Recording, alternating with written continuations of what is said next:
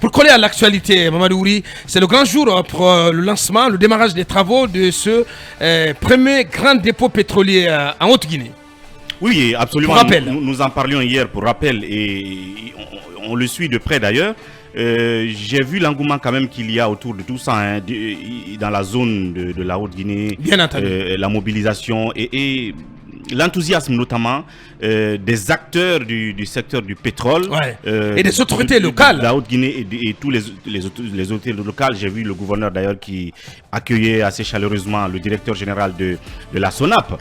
Une fois encore, ça reste un projet d'envergure, d'enjeu et de désenclavement pétrolier, si on peut dire comme cela. Très bien. Parce que Talib le relatait hier, ça permettrait à ceux qui donc ont des stations de ce côté qui donc pourront desservir la population assez rapidement. Ça éviterait souvent quelques ruptures. C'est un moment de pénurie. Parce que des fois, les camions peuvent avoir des problèmes en route, il peut avoir des petits soucis, mais quand le dépôt est opérationnel de ce côté, eh bien, ça devient assez rapide. Et il le rappelait aussi hier, c'est qu'on devient une sorte de hub pour les pays limitrophes, notamment le Mali. Le Mali notamment, qui souvent a plus besoin de pétrole. C'est important justement que ce projet aille assez vite, mais je profite encore pour rappeler qu'il serait important de booster le projet de délocalisation du dépôt central de Conakry vers Moribaya. Ouais. Bien, oui. Puisque hier, après l'émission, beaucoup de citoyens nous ont interpellés pour savoir comment le dépotage des 120 000, en tout cas de ce côté... 120 000 tonnes. Tonnes, oui, pourrait se faire de ce côté à partir du moment où le port est à Conakry. 120 000 mètres cubes. 120 000 mètres cubes plutôt. Ouais. Donc moi j'étais un peu perplexe, mais le soir, je me suis rapproché d'un responsable, en tout cas de la SONAP, qui m'a dit que le dépotage se fera à Conakry et que c'est par voie terrestre que tout cela va être acheminé pour être déposé de ce côté. En tout cas, c'est bon de faire la précision, puisque la confusion, quand elle est dans la tête, les gens ne comprennent pas. Non, parce que sans dépôt, c'est que les citernes viennent directement pour aller approvisionner les stations. Avec ça permet d'avoir un stock de sécurité, en fait. Important. Un stock important de sécurité sur place. Donc, le port d'entrée, c'est forcément le port de Conakry. Bien entendu. C'est d'ici que les produits pétroliers vont être transportés. Donc, 120 000 mètres cubes pour plus de 100 millions de dollars d'investissement. Sur fonds propres. Sur fonds propres de la SONAP, avec une durée de réalisation de 30 mois. Très bien. Et que la SONAP entame même comprimé pour en réduire le délai. Donc, c'est un projet. Peut-être un premier projet qui va au-delà de 24 mois. Et c'est le lieu aussi de dire un petit merci à l'ancien ministre Zakaria Koulibaly qui avait initié ces projets. Aujourd'hui, en tout cas, ça voit jour, mais quelqu'un, forcément, était derrière cela. Que ce soit du côté de Moribaya ou en tout cas à Kankan ou à Haute-Guinée. De toute façon, il y a eu... Zakaria, il a battu un gros travail. Tout à fait. À son passage à la tête du ministère des hydrocarbures. Et il y a aussi... Il faut préciser que c'est à Kodjaran dans Mandjana. Bien entendu. C'est important. Et de l'autre côté aussi, Fabgaz qui se bouge, qui a lancé il y a quelques jours les travaux de l'usine de gaz plutôt également dans la zone de Fourekaria. Une très bonne chose à Baka. Vous savez, quand c'est bon, on apprécie tous puisque parce que c'est une première. Une telle initiative, qui est la première du genre dans notre pays, va améliorer les conditions de vie de nos populations. Notre pays est menacé de désertification. Vous savez, aujourd'hui, avec la coupe du bois, pratiquement la Guinée est en train de devenir un petit désert. Alors si aujourd'hui, une telle initiative peut aider le pays, je pense que c'est appréciable. Parce qu'il faut rappeler qu'une partie du gaz consommé en Guinée venait de la Sierra Leone. Mais tout à fait. Et puis à quel prix? À quel prix? Bien sûr. Oui, c'est ahurissant. La petite Sierra Leone entre griffes qui... Non, pas la petite Sierra Leone. Non, je dis entre griffes.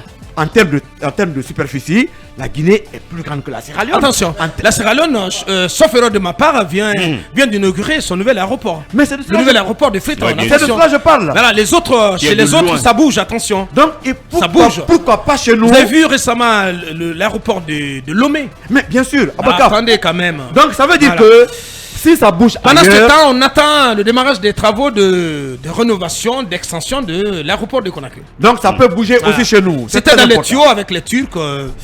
Pour l'instant, ça attend. Oui, malheureusement, on n'a pas de tapis roulant. malheureusement, il fait hyper chaud quand vous arrivez à l'ère des bagages à l'aéroport de Conakry. Je dis ça et je passe là-dessus. Bien. Et en parlant de gaz, effectivement, je me rappelle, vous avez parlé de Zakaria tout à l'heure.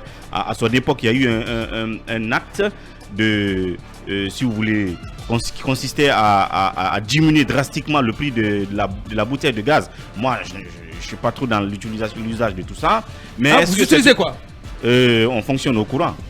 Bien. Bon, bien. Donc, est-ce que c'est une réalité aujourd'hui? Je pose la question, parce qu'il faut diminuer. Je pense que tu allais me dire que vous tu savez, fonctionnes au charbon. Je vais dire, il y a des dames qui n'osent pas assez le gaz. C'est le cas, par exemple, de mon épouse. Elle a du mal à s'en habituer, vu il y a des vidéos qui circulent sur certains mauvais usages du gaz qui font des dégâts dans des ménages. Donc, ça a peur certains. Donc, il faut s'y habituer. Et donc, je me pose la question, est-ce qu'on a diminué effectivement le prix du gaz? Du gaz. Ouais. Vous en utilisez beaucoup? Oui, bien sûr. C'est à 100 000, la petite bouteille. Voilà, c'est à 100 000. Ouais. Voilà. Ouais, mais à un moment donné, c'était prévu que ça tombe plus bas. Voilà. D'ailleurs, il y a un mot sur l'utilisation, en tout cas sur cette première usine de gaz en Guinée, en terre guinéenne. C'est quand même très appréciable. Moi, d'ailleurs, j'utilise FAPGaz qui m'a été offerte, la grande bouteille qui m'a été offerte par la direction même qui gère cela, et donc je l'utilise. Mais ça on ne savait pas, oui, avec un foyer de gaz. Je pense que une mascotte de FAPGaz. Tout à fait. Je pense que l'utilisation c'est pas aussi compliqué. Il faut être juste attentif par rapport aux enfants qui peuvent manipuler cela dans la maison. Mais sinon, je pense que c'est beaucoup plus agréable à l'utiliser que d'utiliser le charbon, puisque c'est très désagréable pour la femme en cuisinant de mettre la main dans le charbon et après laver la main. C'est la femme moderne qui parle là-bas. Mais bien sûr, c'est très important. Parce que nos mamans n'ont pas connu ça. C'est très important. Madame, je pense qu'aujourd'hui, il faut quand même faire en sorte que ce gaz-là soit accessible à nos mamans, puisque vous savez quand même que les femmes souffrent dans ce pays. C'est pas tout le monde qui peut avoir 100 000 pour s'offrir une petite bouteille de gaz. Je pense qu'il faut quand même faire quelque chose pour encore baisser le prix, puisque c'est dans un premier temps, et après on verra s'il faut peut-être mettre la barre haute. Mais pour le moment, je pense que pour cette transition du charbon de bois au gaz, il faut quand même casser le prix encore une fois. Cabinet, voilà, des initiatives à saluer de part et d'autre. Oui, c'est vraiment. Conakry coûte 40 000 ou 50 000 et c'est pour une semaine. Mais quand vous avez une bouteille de gaz à 160 000, 150 000, ça peut faire au moins 2 semaines. La grosse bouteille alors? Oui, la grosse bouteille je parle. Ça peut faire 2 semaines. Bien. Et 2 mois, j'allais dire. Non, des actes à mettre à l'actif du CNRD. C'est très bien, c'est dans la continuité de ce qui a été fait en amont. Je crois qu'il faut juxter à cela les campagnes de sensibilisation, comment utiliser le gaz. Je crois que le ministre Koulibaly nous avait dit ici qu'il y avait un programme qui était mis en place pour justement amener les gens à leur expliquer un peu comment ça fonctionne, l'utilité d'utiliser donc ces gaz, ces bonbons de gaz là, mais surtout le fait que ça permet d'éviter à la Guinée qu'elle devienne un petit désert, comme dirait tout à l'heure Lincoln. C'est très important, c'est à saluer, et je pense que ça va, comme Diarra l'a tantôt dit, ça permettra de faire baisser le prix de la bonbonne de gaz. Pourquoi pas?